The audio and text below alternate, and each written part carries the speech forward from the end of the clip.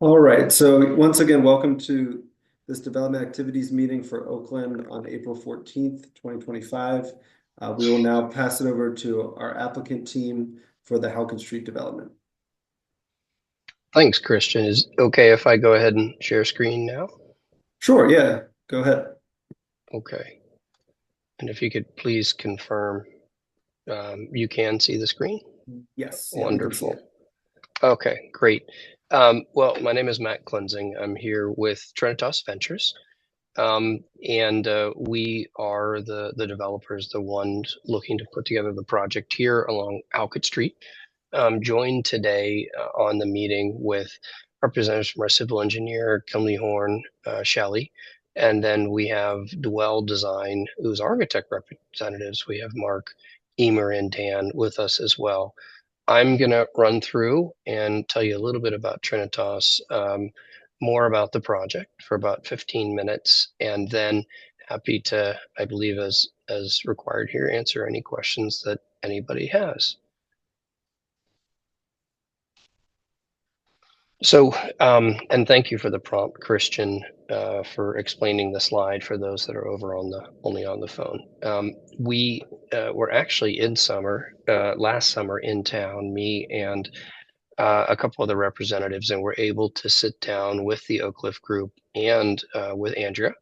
And so it seems like a million years ago now, but as you know, we're now doing this DAM process. We've submitted for a ZDR. We're very excited about the project and really excited to hear what anybody has to comment or questions that we can address. A little bit about Trinitas. They have been, it's a family-owned company, mid-sized company. We're based out of Indiana. As you can see where the majority of the circles are, that's really kind of where home base has historically been. This graphic shows you the states that we have done work in, roughly 7,000 units developed over 30 projects. And we run in pipeline about $2 billion a year, give or take. And we focus specifically on markets where we think obviously there's a great demographic where we can help, and we try to get to know those markets and those neighborhoods a lot. This slide speaks a little bit to our philosophy, standard of excellence, and it's not just lip service. You see some of the precedent projects that we have on the right. We really try to understand what the specific site is looking for, what the neighborhood, what the community needs, and then so everybody can be successful, tailor what the specific project is to those needs. So just to run through quickly as an example, there's a project in the top here, our Atmosphere Tempe project. It's a high-rise project on a very small footprint in a very urban downtown setting. Madison, Wisconsin is a mid-rise project that we completed recently, and I would characterize it as not as urban, but obviously with a dense footprint. And on the bottom is Cincinnati, Clifton Heights neighborhood, and we actually served as the master planner and a portion developer there. And it was a long period of working with community organizations to come up with what the appropriate mix was, what program was, what everybody wanted to see to realize that project. So with a little bit about us, I'll begin to focus now specifically on the project. Obviously a shot of lower Oakland. I'm sure everybody on the call is very familiar with UPMC, McGee Women's Hospital in the foreground, the Boulevard of the Allies. Where our site specifically is located is here in the orange square, bordered by Halket Street, Halket Place, Iroquois Y, and Louisa Street. Today, it consists of 12 single-family homes that are typical from the housing stock that you'd find in Lower Oakland today. Believe that those are currently for rent by different individuals. And there are about 8 families that own those properties that we've been working with to realize and go through this project. Some quick shots, if you're not familiar of the street views of how they look. Number one here is looking down Halket Street with Forbes to your background. Number two then is really looking back up towards Forbes with the properties sitting on the right. Number three is down on Louisa and looking up to what you'd call the rear of this block with McGee Women's Hospital in the background. And then number four is really up along Iroquois Way, looking down at the rear of those existing houses. As you may be able to tell, like most places in Pittsburgh, there is a significant amount of grade drop, about 10, 12 more feet, starting from the high point, which is really near Iroquois Way and Halket Street, close to Forbes at number one, and then the low point, which is really down here at the intersection or standing along Louisa Street along Halket Place. So that's going to play into a little bit for how we've put together our plans as we explain them. Here is a view, rendered view, with really the person standing in McGee's sort of area, McGee to the back, looking back over to the project. You can see that it is 12 stories. It runs the full block. One of the requirements that is placed on the zoning is that we do break the building in the middle, which we have done. I'll show you an elevation to show that a little more clearly. The other thing we've done is we've really tried to break down the scale of the project. So by using a variety of different colors and palettes that we think is contemporary, yet harkens back to Pittsburgh, we're trying to break down the scale and show movement, show ins and outs, so that it does not become a monotonous facade by any means. The other thing that you see here are setbacks. So we're required to maintain various setbacks as you go up the building and along the building front at the bottom, and those have been incorporated. Down at the base, there's a fair amount of glass. We want the street level to be engaging, interesting to pedestrians, contribute back to the community. While we don't foresee having retail or food and beverage uses at this location off of Forbes, we would be programming our amenity spaces that are more active, lobby locations, fitness centers, co-working, of the like, so that there would be movement, interest, activity that you would see within the building as you go by. With that said, this now switches the view over to that number three I had shown before, and that is now looking, I don't like to say it has a rear because we certainly don't design buildings like that, but it is from the down on Louisa Street now looking up. And so again, we've broken down the facade with materials to have materials that are more interesting and detailed closer, and ins and outs. As you can see, here's the cut in the building as well. So again, doing our best to try to make it interesting as you look upon the building. Here is an overall site plan to help orient you. Again, Halket Street is on the bottom. Halket Place is on the top. We have McGee Women's Hospital to the bottom of the page. What you can see colored in bright yellow are, in general, leasing amenities, and best way to think about those is public forward spaces. So whether they're front doors you come into, or co-working, or fitness, or something else, those are places that the entire really the central hub for the residents becomes their community spaces. You can see that we have stepped in the building, and this is the cut through as required for certain setbacks and to meet our open space requirements that I'll go into in a second.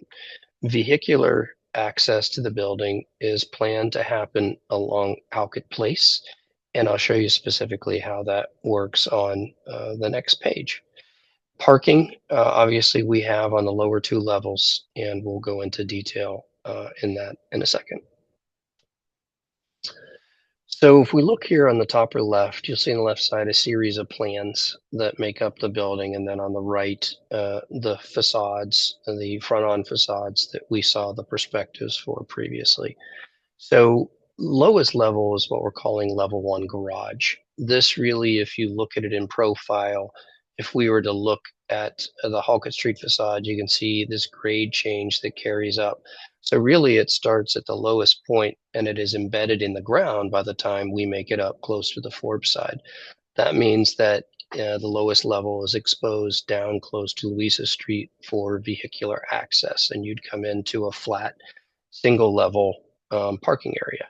Then as you make your way upgrade, now on the Halket Place side, we have access to the next level up, which has the balance of the parking.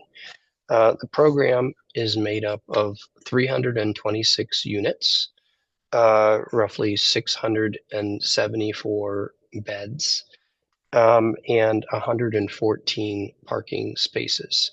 Obviously, we're still in early days, but we are going through a series of studies and need to put those numbers out there as best we can forecast for flow rates and everything else for utility planning. So that's where we are, and we'll endeavor to stay as we go forward. The rest on Halket Street level, you see from these two arrows, are really going to be the entries to the building. Because the building is now completely, really two buildings, they're bifurcated in the middle except for the lower levels. We will have two front lobby entrances. One will obviously take you into the left side, one into the right side. You're probably greeted by a nice lobby area, some seating areas on the left and on the right. Again, you'll have a lobby area. We'll probably also have a leasing center. And then I mentioned the co-working and fitness and potentially other amenities that'll be along the ground floor.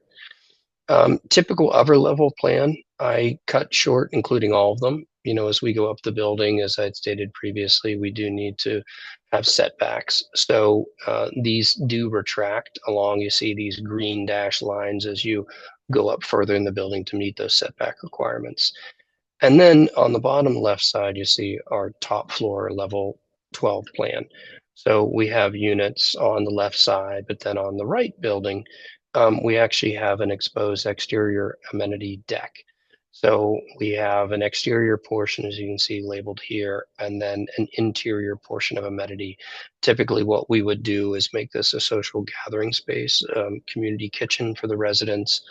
And we really like to use operable glazing as much as possible, although Pittsburgh, as I well know, isn't the greatest climate for that, but on a nice day, it's great to throw open the doors and really have an inside-outside presence. So we see this top level as kind of a softer landscaped amenity level for the residents. Here's a little more detailed view of the landscaping plan. And although it's not completely highlighted, shows you in general where we're getting open space requirements from. So as I had mentioned, we have two recesses in the building that occur along Halket Street. Those are planted with various different specimens, types of plants that are approved and on the approved urban forestry list. Then, of course, we have street trees that adorn really around the whole perimeter of the project that will give shade as you walk down the sidewalk along Halket Street. And then we have a recessed area between the buildings that, again, gives you a little bit of a buffer.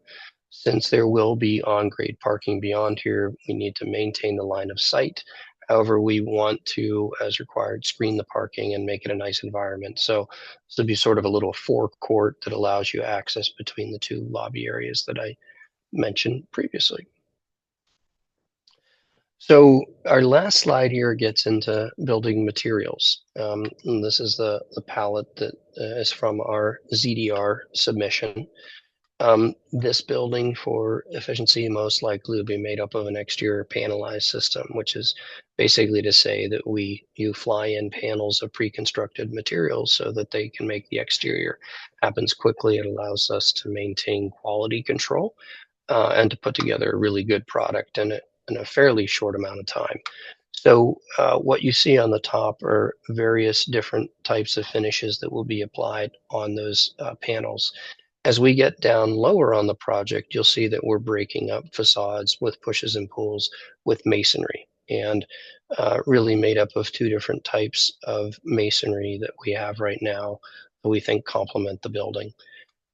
There is a requirement for garage screening, so we're looking at metal mesh screen panels that do their job, obviously effectively screening the garage, but at the same time, look nice and contribute to the overall aesthetic of the project. And then, of course, the ground floor, as I mentioned, there's a fair amount of glazing that occurs here that we would have as part of our storefront systems. So that really concludes the presentation, Christian. Hopefully I planned appropriately and that was the right amount of time. But happy to answer any questions and go through in the presentation where anybody wants to talk about. All right. Thank you, Matt, for the presentation. Yeah, I think at this time we will open up to questions and comments, and we'll take both in the Q&A written as well as hands. So it looks like we do have one hand raised. So I think it's Elena Zaitzoff. So feel free to go ahead. Thank you. And I also want to thank Trinitas for meeting with the Oak Cliff Community Organization last year. I have some questions that we talked about then that you did not touch on tonight. And the first one is, will your tenants be allowed to get residential permit parking permits? So that's a subject that has not come up, that we haven't broached. I know that parking in the Oakland area is a not a great subject. Trust me, I understand personally. What I will tell you is that through the parking, we have planned to meet the requirements and we think meet adequately the market of those that are going to park here. I really would defer, I think, to others on this call since we haven't considered that in detail and I don't know what all the requirements are surrounding that. Okay. Matt, I could jump in for a second. Yeah. That's something I can look into. From my understanding, projects of a large scale that have, I don't know the exact threshold, but larger scale developments with multiple units, generally through the residential permit are not permitted. So tenants would not be eligible. So that's something I can check on, and I can follow up with confirmation of that. Thank you very much. Another question I have are the amenities you have, the gym and the co-working space, would they be made available to non-residents? Yeah, I do remember, Elena, if it was you that we met with Yes. that time that you had asked that question, and I said we certainly would consider it.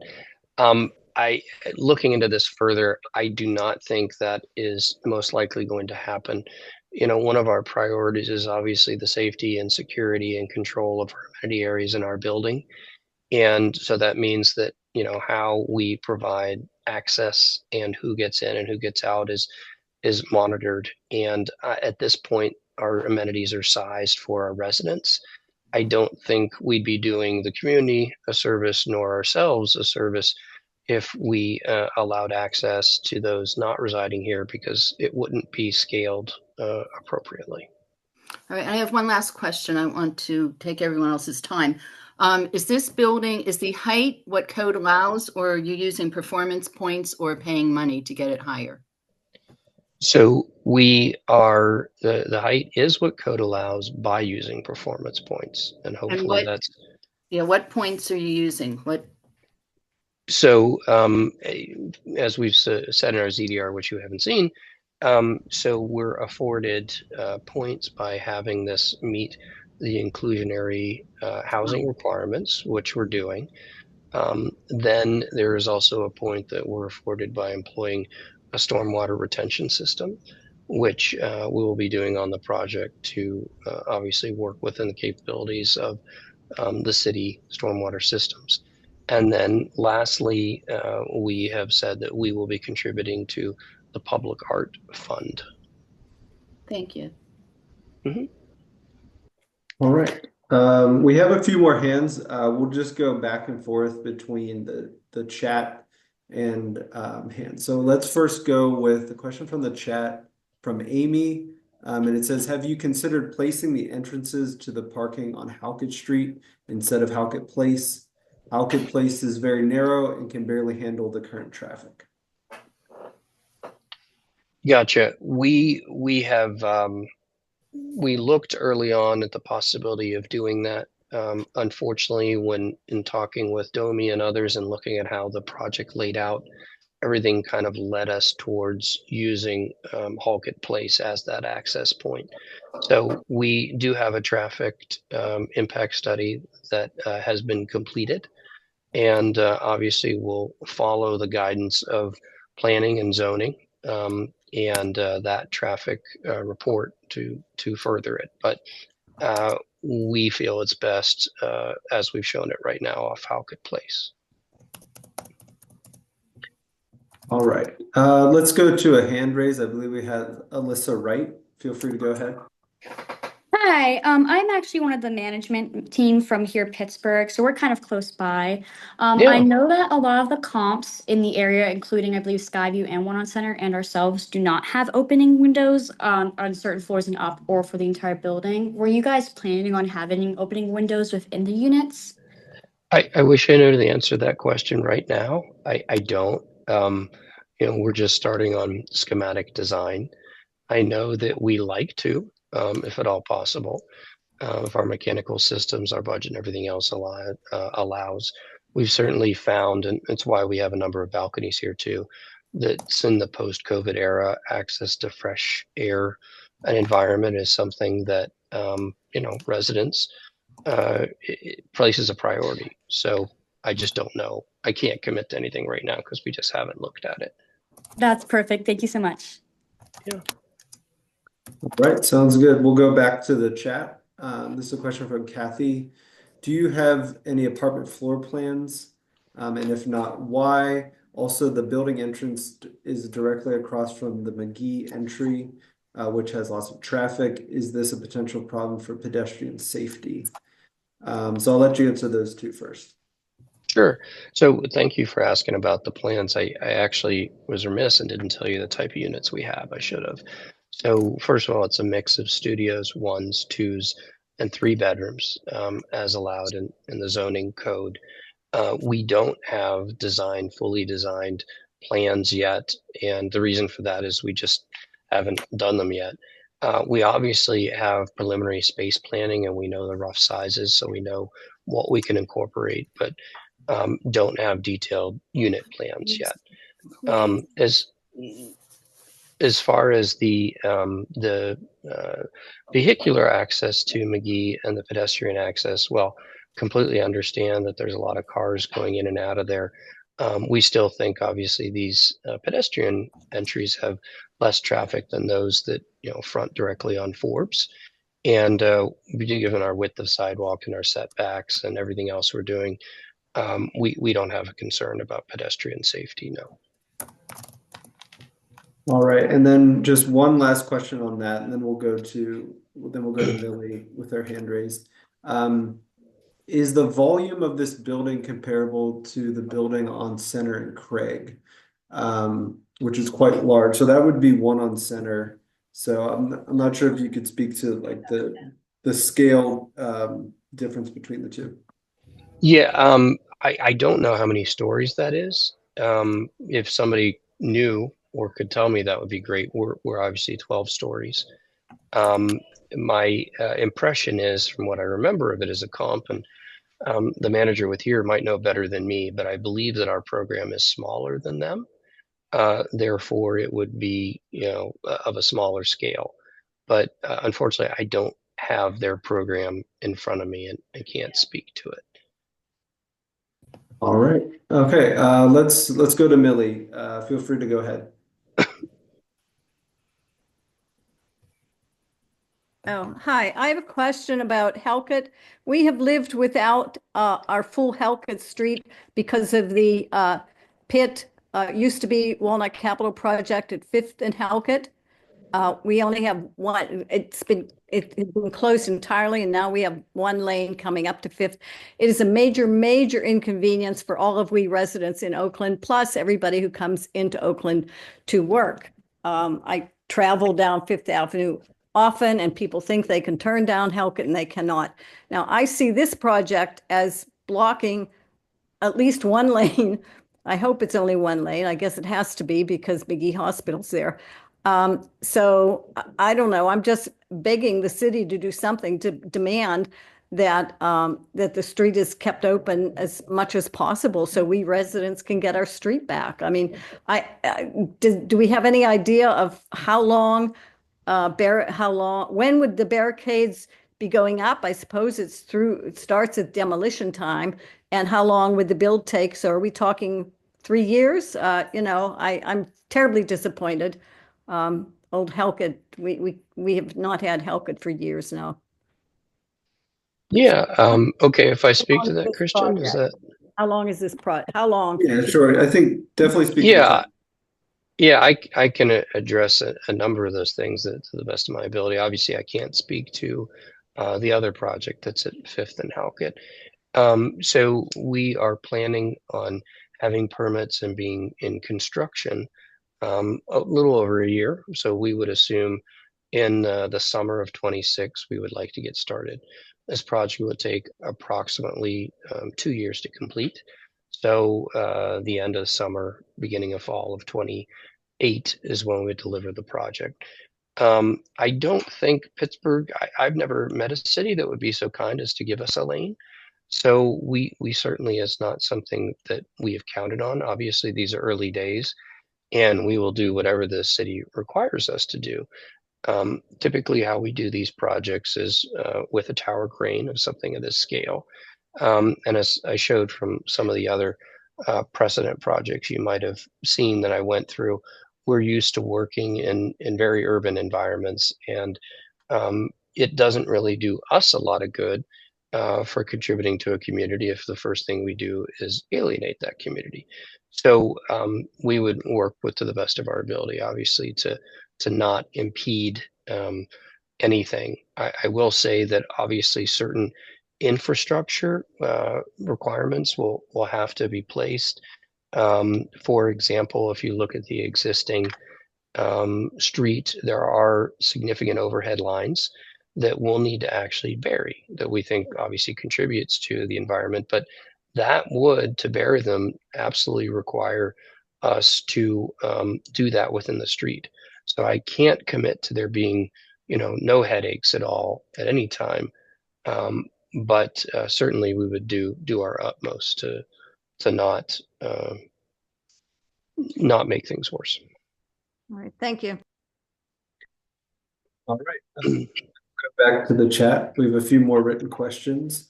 The next one says, I fear the renderings don't maybe capture what it will maybe be like for the pedestrian. Do you think you could make the cut more pronounced, making a pedestrian connection between the two streets? Gotcha. Well, we're a little challenged with program, and we're a little challenged with elevation as well. So not to get too technical, but this does sit Halket Place about 10 feet down from where we are on the front. In order to get in the parking that we need for the two levels to meet the requirement, really as well as the units that we need for this, we have, we think, placed it at the appropriate size. I hear you in being concerned that it's not enough, but unfortunately, that's what we've been able to accommodate. All right. Next question is from OPDC. Is there any plan to improve or develop Iroquois Way, which is currently little better than a driveway between Halket and Colchart? So I can't speak to cities' requirements of us. I do know that obviously fire truck and emergency vehicles require to have access.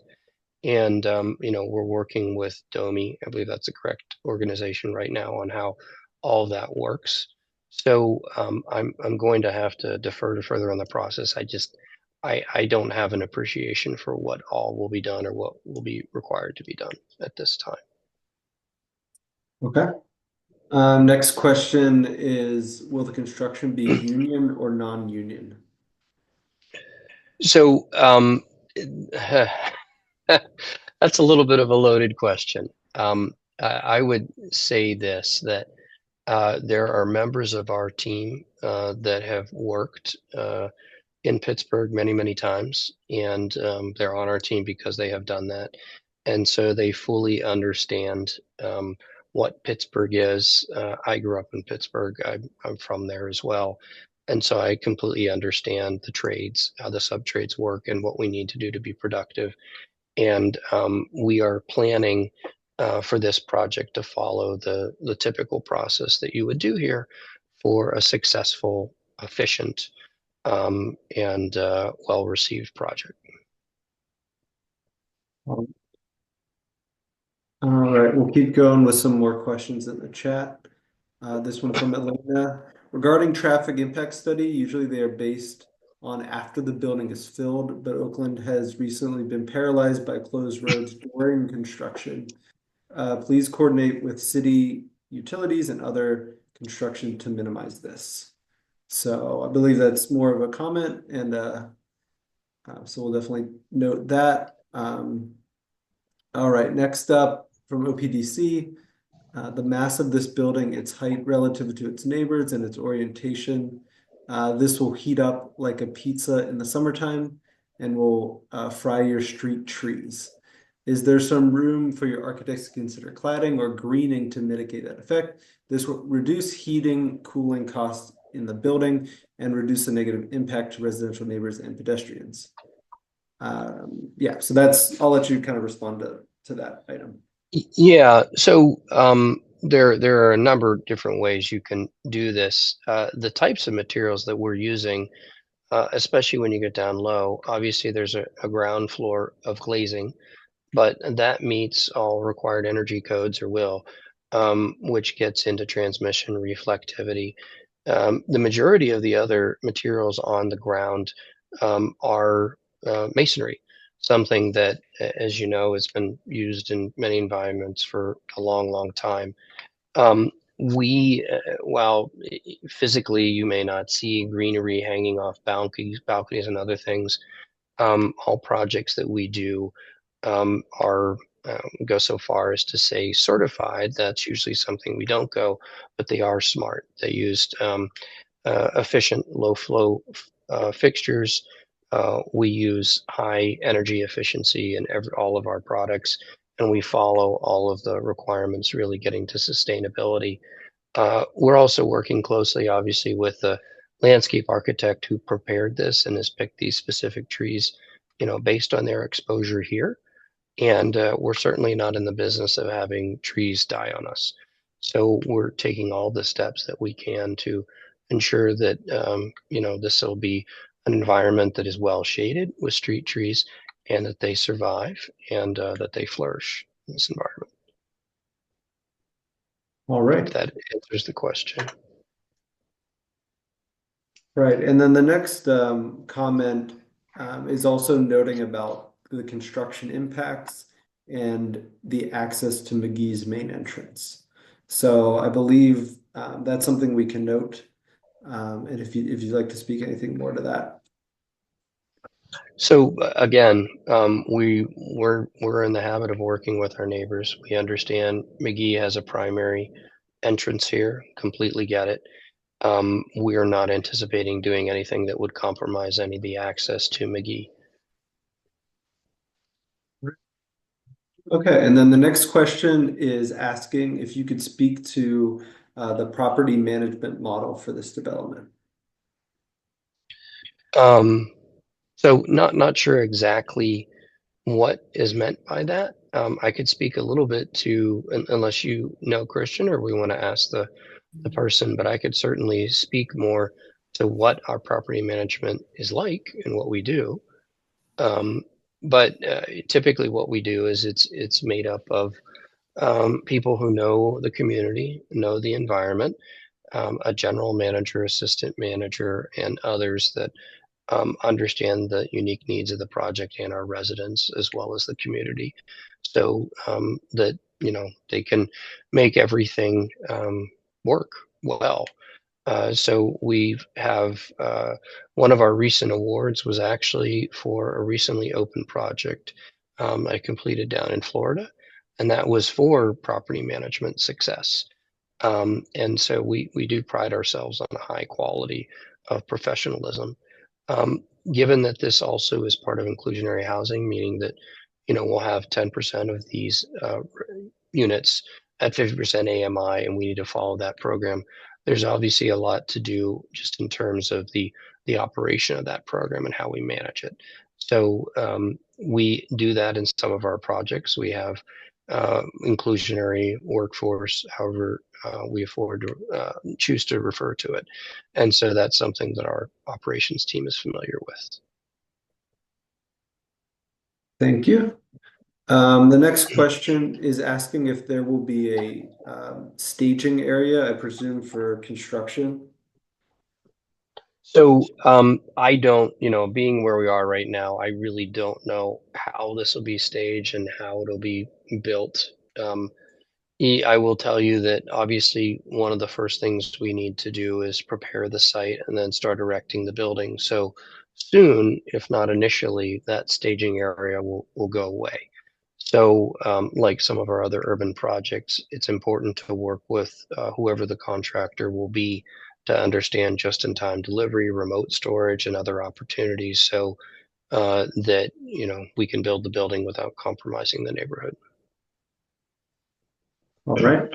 And then the next comment is a follow-up on obstructions for utilities and staging. Please bear in mind that PRT will be at work on Forbes starting later this year to complete the university line upgrades throughout Oakland.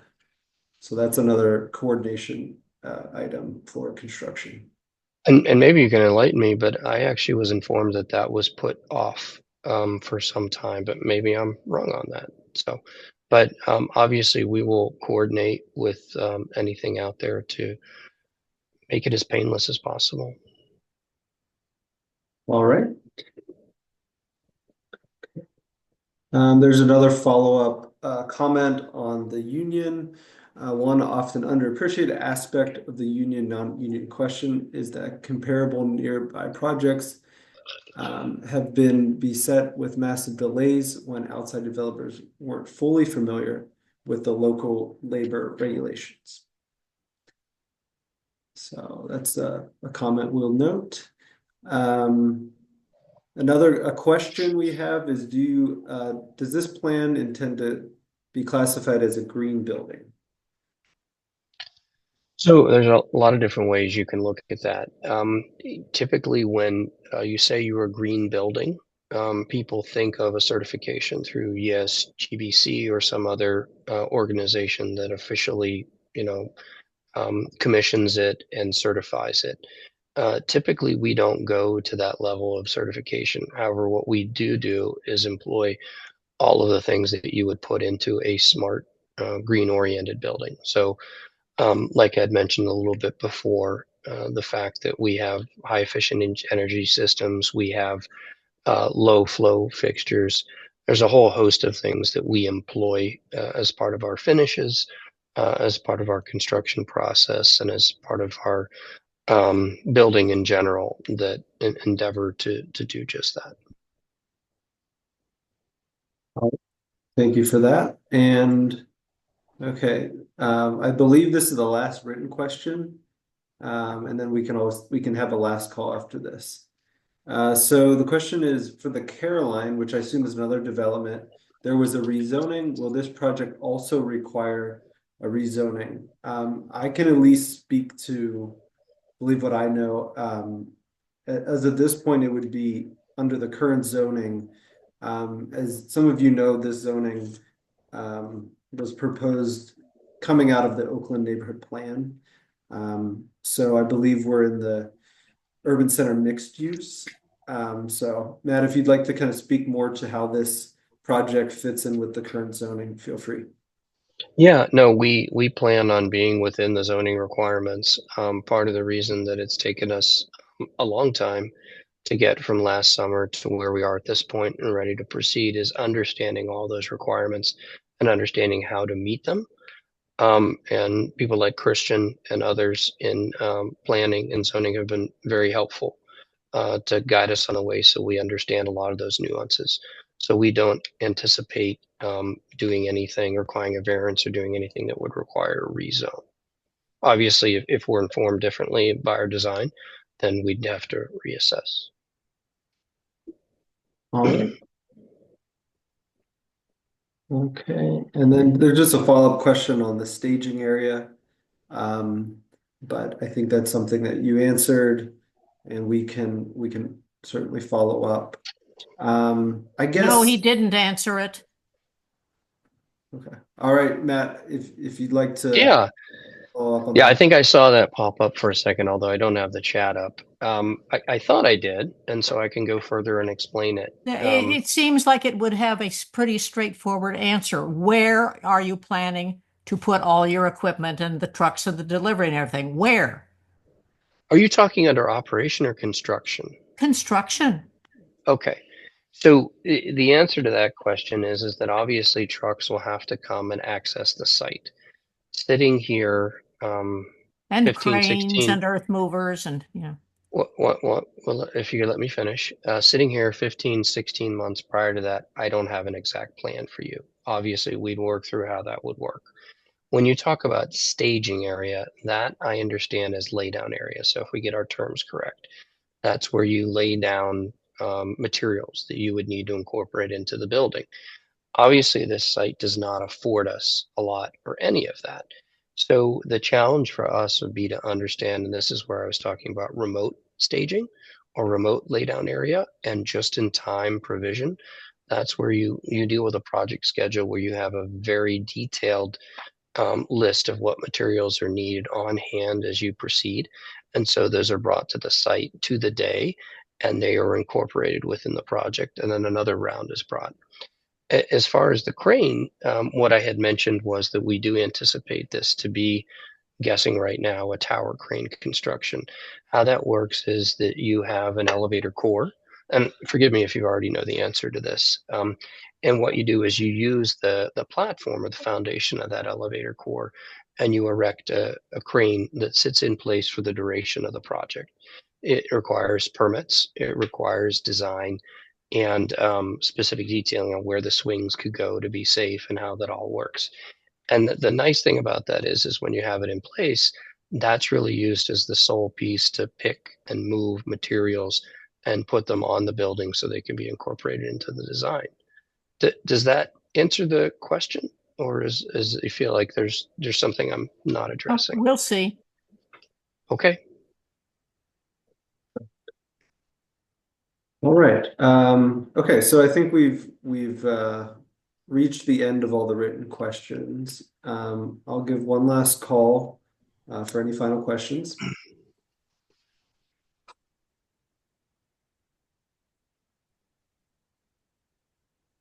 All right, we have another written question.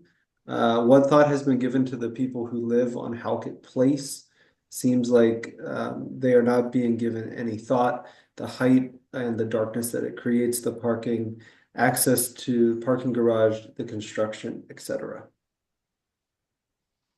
Well, there will be neighbors to the building.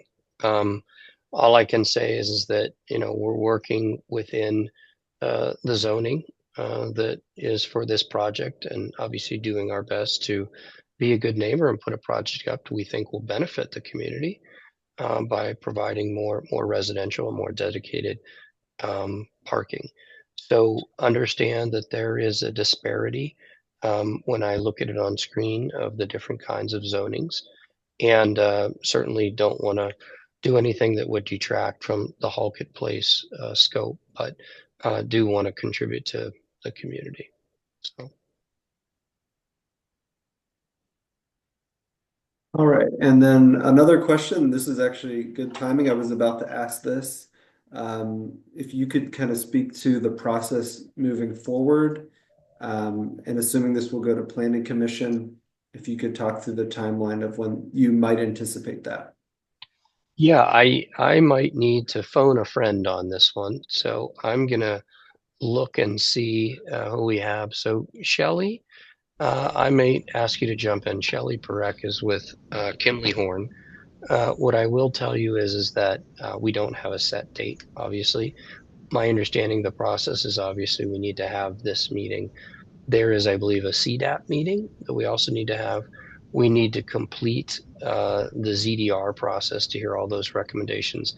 And I know there's a half a dozen other things that go into getting in front of Planning Commission. So Shelley, maybe you could, if there's any more information you have and opine on when we might be able to get in front of Planning Commission, that would be wonderful.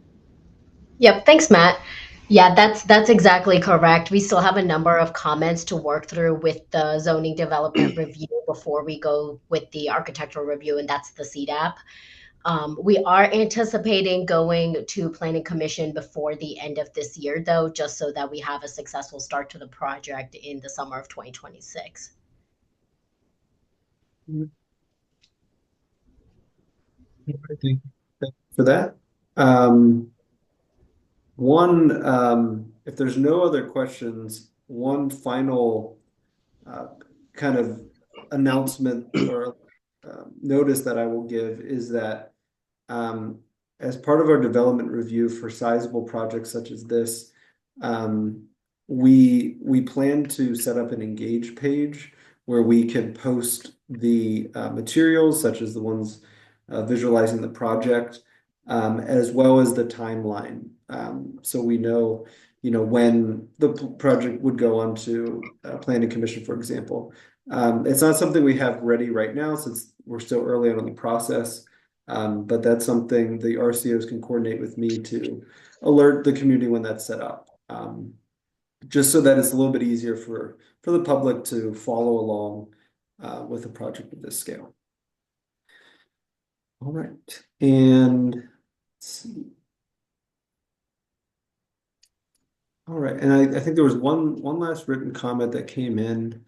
It says, maybe this is beyond the scope of this presentation, but how do you think this project fits into development as a whole, especially as we think about the Oakland Crossings plan and the scale proposed then? I'm unfortunately, I'm not familiar with the Oakland Crossings plan.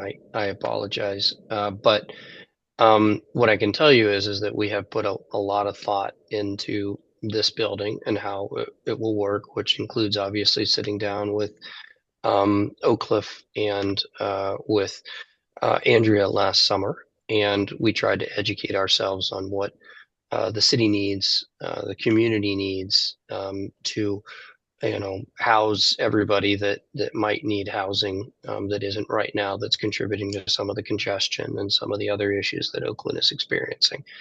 And so we feel like we've put a project together that has density in the correct place and is gonna tick those boxes. If I knew more about Oakland Crossings, obviously I could speak to that. Unfortunately, I'm just not familiar with it. And so look forward to any other comments that we have from the RCOs or anything that we can think about and do as we move forward. All right, and the only other note I would say is that if we think about this project in its context to adjacent development sites, we do have the Oakland Neighborhood Plan, which has a land use strategy that influence some of the zoning we see, as well as some kind of design thinking about certain sites, one of them being the site around Boulevard and Zalema Park. So I would definitely reference the Oakland plan if we're thinking about broader development.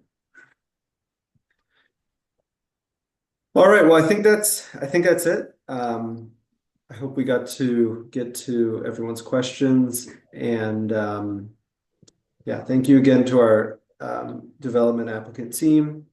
As I said, we have a report that we will complete, kind of summarizing this meeting, and we will share that out soon. So I think with that, thank you all, and hope you all have a good evening. Thank you, everybody.